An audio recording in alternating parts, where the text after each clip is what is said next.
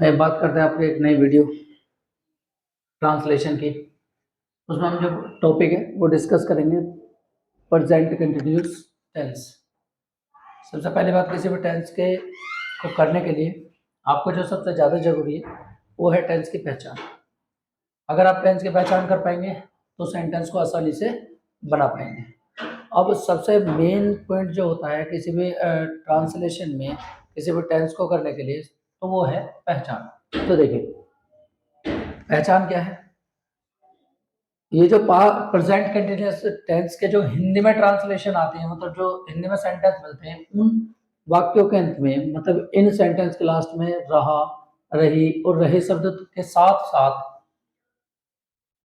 है शब्द का प्रयोग होगा। यहाँ पे कोई भी मात्रा हो सकती है, रहा है, रही है, रहे हैं, रहा हूं, तो ये हो सकता है। और इसमें एक जो सबसे महत्वपूर्ण जानकारी हमारे पास पाई जाती है वो है वर्तमान में कार्य चालू अवस्था में यहाँ पर रहता है। जैसे कि मैं आपको पढ़ा रहा हूँ, अभी भी वो काम चालू है, खत्म नहीं हुआ है। तो वही बात इसमें डिस्कस करी जाती है। जैसे कि देखिए, सेंटेंस है, कुछ एग्जाम्पल हमने ले रखे हैं।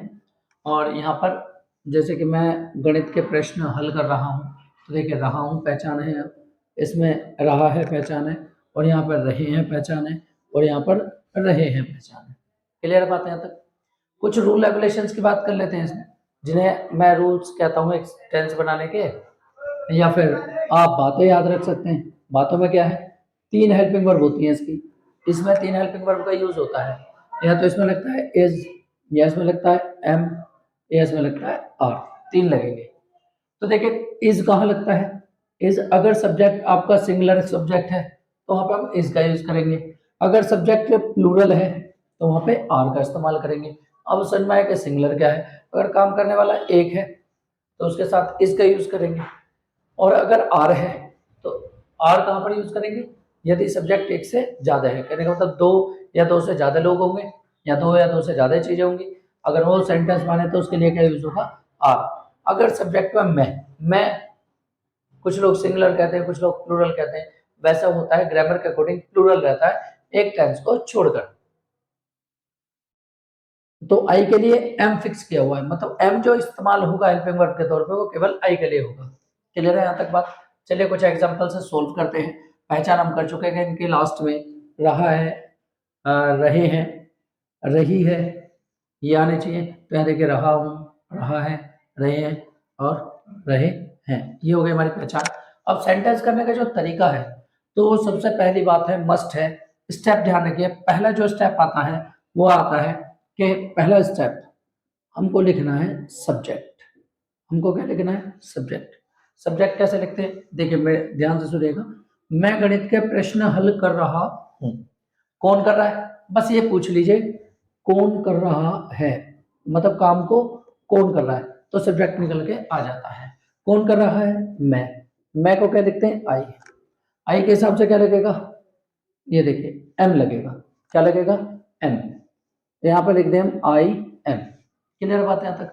फिर करना तो होता ही है, लेकिन हल करना, हल करने की होती है जब भी मैथ के सवाल अगर सोल्व किए जाते हैं। मैथ के सवाल हमेशा सोल्व किए जाते हैं तो सोल्व आएगा। और यहाँ पर जो वर्ब की जो फॉर्म यूज होनी है वो आईएनजी फॉर्म यूज होनी है। हम इसे वर्ब की फोर्थ फॉर्म भी कहते हैं। क्लियर बात है यहाँ तक? तो देखिए, अगर काम चालू अवस्था में है, अगर काम चालू अवस्था में है तो उस कंडीशन में वर्ब की फोर्थ फॉर्म का इस्तेमाल किया जाता है, मतलब आईएनजी फॉर्म का इस्तेमाल किया जाता है। देखिए, हल करने के सोल्व हो गया। अगर लास्ट में ई आए, ई हटा दो, आई एन जी लगा दो, इस तरीके से बन जाते हैं आईएनजी फॉर्म। बेटे प्रश्न, बेटे प्रश्न का मतलब यहाँ पर सम होगा। क्या होगा? सम होगा। क्यों? प्रश्न 2 तरीके के, एक होते हैं थ्योरेटिकल और एक होते हैं न्यूमरल। न्यूमरल को बोलते हैं सम, मैथ में न्यूमरल ही होता है। काकी के लिए लग जाता है ऑफ, गणित के लिए लग जाता है, बहुत बच्चे लिखते हैं मैथ्स। मैथ्स ना लिखें, मैथमेटिक्स लिखें। क्या लिखें? मैथमेटिक्स। क्लियर बात है तक? अगला, शिकारी शेर के पीछे नहीं भाग रहा है। अब यहाँ पर नेगेटिव सेंस की बात करेंगे। किसकी बात करेंगे? नेगेटिव सेंस की बात करेंगे। यहाँ पर ये पॉजिटिव सेंस था। क्या था? पॉजिटिव। मतलब अगर कोई पॉजिटिव सेंटेंस बनाना है इस तरीके से बनाएंगे, और नेगेटिव बनाना है मतलब नकारात्मक वाला बनाना है जिसमें नोट आता है वो बनाना है, तो आप इस तरीके से बनाएंगे जैसे हम बता रहे हैं। शिकारी शेर के पीछे नहीं भाग रहा है, कौन? शिकारी। शिकारी को बोलेंगे द हंटर।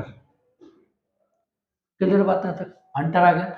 अब देखिए हंटर एक ही है, तो यहाँ पर इज आर एम में से क्या यूज होगा? इज यूज होगा, तो क्या लगाएंगे? इज लगाएंगे, तो यहाँ पर क्या रहेगा? इज। क्लियर बात है तक? फिर यहाँ पर मना किया जा रहा है तो क्या लग जाएगा? नोट। तो क्या बात समझे यहाँ से कि अगर नेगेटिव आता है उस कंडीशन में, यदि नेगेटिव आता है तो उस कंडीशन में हेल्पिंग वर्ब के बाद नोट हो जाएगा। क्लियर बात? देखिए पीछे से बनाएंगे भागने की। भागने की वैसे तो रन होती है, दौड़ने की रन होती है, लेकिन यहाँ पर किसी के पीछे भाग रहा है तो वो कर रहा है फॉलो। क्या कर रहा है? फॉलो कर रहा है। क्लियर बात? अब आईएनजी आना है तो लिख देंगे फॉलोइंग। किसके? शेर के पीछे, तो लॉयन, लायन सॉरी, तो लायन। क्लियर बात है यहाँ तक? फुल स्टॉप है तो फुल स्टॉप लगा देंगे। कोई डाउट? अगला सेंटेंस क्या, मतलब ये इंट्रोगेटिव टाइप, मतलब यस या नो टाइप के क्वेश्चंस होते हैं। मतलब जो सेंटेंस में क्वेश्चन पूछे जाते हैं वो दो तरीके के होते हैं, या तो उनका आंसर यस या नो में दिया जाता है, हाँ या ना में दिया जाता है, या फिर उसमें कुछ रीजन पूछे जाते हैं, कुछ कारण पूछे जाते हैं, जिसमें WH फैमिली या मेरी भाषा में बोले तो लड्डू फैमिली आती है।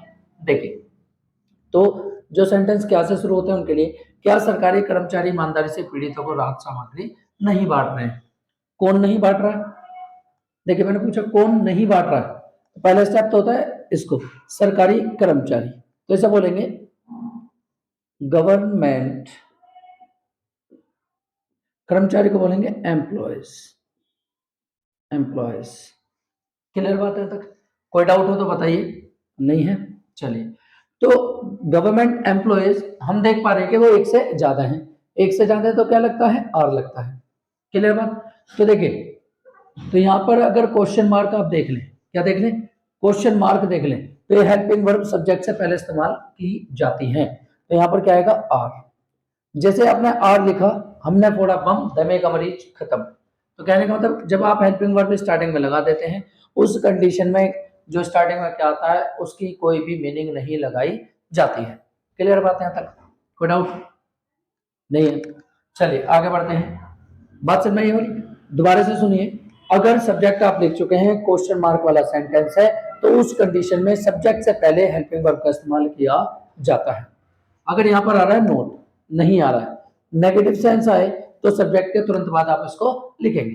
क्लियर बात? फिर पीछे से बनाइए। देखिए पहला स्टेप ये हुआ, दूसरा स्टेप है कि आप हेल्पिंग वर्ब का इस्तेमाल करेंगे जब अगर पॉजिटिव नेगेटिव आएगा, पॉजिटिव या नेगेटिव सेंटेंस हो तो सब्जेक्ट के राइट हैंड में हेल्पिंग वर्ब का इस्तेमाल होगा। ये देखिए एम, ये देखिए इज।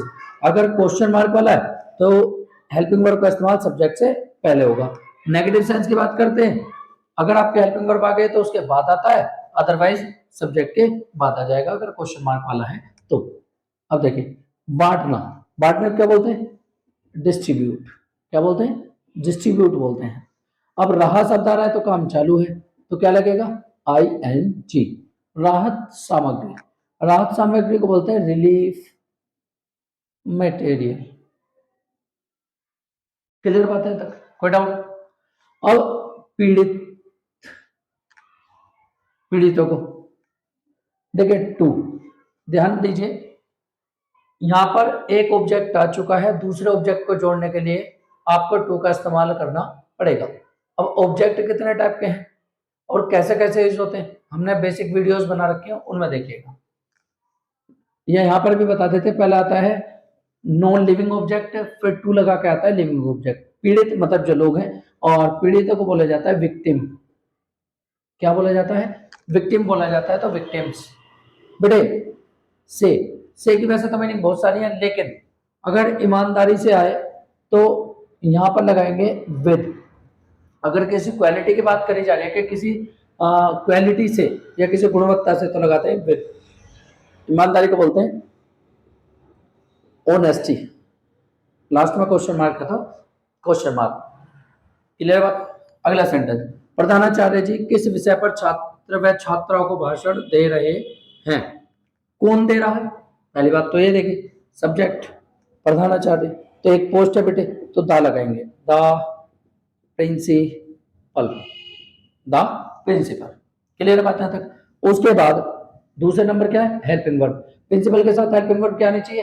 इज, एम, आर में से आप देखें प्रिंसिपल एक होते हैं तो इज लगेगा, क्वेश्चन मार्क की वजह से।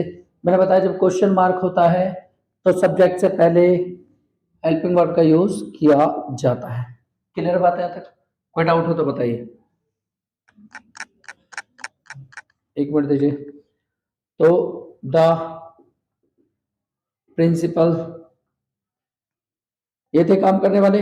हमने ढूंढ लिया कौन दे रहा था भाषण, प्रिंसिपल दे रहे थे, तो प्रिंसिपल को क्या लिखा? The principal. अगर इनके साथ क्या लगना चाहिए? इज लगना चाहिए। क्वेश्चन मार्क अगर दे रखा है तो हेल्पिंग वर्ब सब्जेक्ट से पहले आती है, तो हमने लगा दी इज। अगर इसमें नेगेटिव सेंस है, कहीं मना कर रहा है, नहीं कर रहा, कर रहा होता तो नोट आ जाता, अदरवाइज पीछे से बनेंगे। बेटे देने की मतलब तो वैसे गिव होती है, बहुत सारे लोग गिव लगाते हैं, लेकिन एक स्पेशल चीज दी जा रही है जिसका नाम है भाषण देना। भाषण देने को बोलते हैं डिलीवर। क्या बोलते हैं? डिलीवर बोलते हैं। क्लियर बात है तक? डिलीवर बोलते हैं। और आईएनजी तो आना ही है क्योंकि काम चालू अवस्था में है। जब भी काम चालू अवस्था में रहेगा, चलता रहेगा, कंटिन्यूअसली चलेगा, तो वहां पर क्या होता है? डिलीवर, मतलब उसमें आईएनजी लग जाती है। भाषण को बोलते हैं स्पीच। क्या बोलते हैं?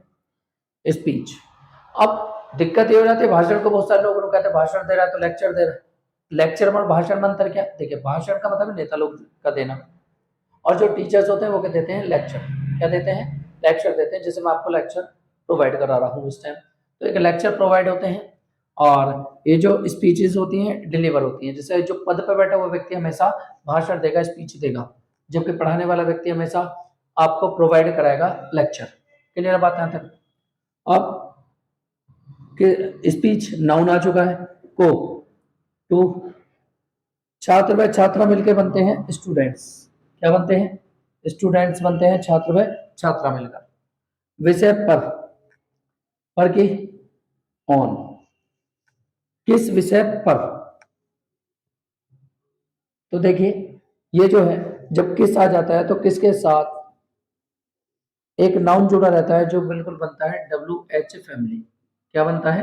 W H family. और डब्ल्यू एच फैमिली कहाँ लगती है भाई? लॉकडाउन के समय में आपने देखा होगा सबकी हालत खराब थी, इनकी भी हालत खराब थी, इनके फैमिली के पूरे जो भी छूट गई है सबकी। तो ये क्या करते हैं, जैसे भंडारे की लाइन लगती है, भंडारे की लाइन लगती है, ये आपकी भंडारे की लाइन, जैसे भंडारे की लाइन लगती है ये तुरंत, अब तो सही है इनकी हालत, जो लॉकडाउन को काफी टाइम हो गया, तो जैसे भंडारे की लाइन लगती है तो ये लड़े भिड़ के सबसे आगे आ जाते हैं।